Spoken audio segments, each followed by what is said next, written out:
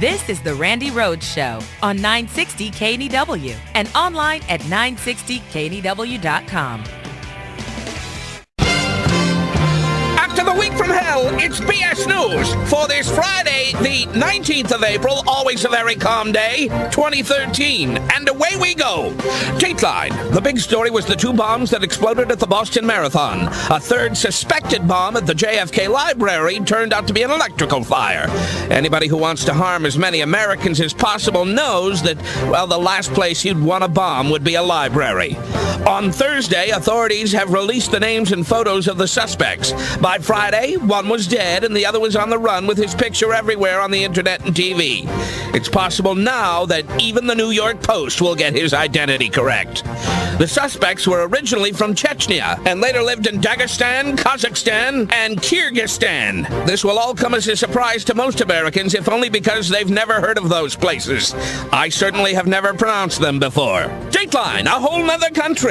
Texas Congressman Louis Gohmert this week claimed that radical Islamists were infiltrating America by being, quote, trained to come in and act like Hispanics. He didn't explain how they would further the cause of radical Islam by doing underpaid work and getting pulled over all the time. Dateline, ricin Roney, the man who was arrested in the mailing of the deadly toxin ricin to President Obama and a congressman, turns out to be an Elvis impersonator and a hardcore conspiracy nut. That's an odd combo, don't you think? Given that Elvis was the one who told us that we as a nation can't go on together with suspicious minds. Very clever, huh? And now the Randi Rhodes Show presents exclusive audio of North Korean dictator Kim Jong-un's reaction to losing all of the headlines this week. Ugly. Very ugly. Finally, Dateline, chip off the old blockhead. Former first daughter Jenna Bush Hager had a baby daughter on Saturday, giving George W. Bush his first grandchild. Former President Bush undoubtedly looks forward to spoiling his granddaughter, and why not? He's spoiled everything else. A reminder, tomorrow is 420. And after the week we had, you can bet your ass the brownies are in the oven, baby. It's BS News. Good luck to us all. You forgot the fertilizer plant explosion. What a week we had. This is like the most amazing week ever. We had the marathon thing, and then we had another, rumor of another explosion. Then the courthouse was evacuated. There were bombs there. We had, a ricin attack on the president and Senator Wicker. And now they're telling me that Senator Wicker actually hired this guy.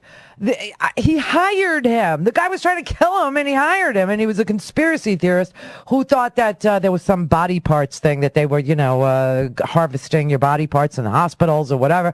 And by the way, last night when I went home and I told the Howard that the ricin person was a conspiracy nut who thought that they were going to harvest his body parts or that they were harvesting body parts in hospitals, he said, you know what? I think they do that. Who knew? Who knew? I live with somebody who thinks that, when you go into the hospital and they find out you're an organ donor, they let you die. And I said to him, how many accomplices does that take?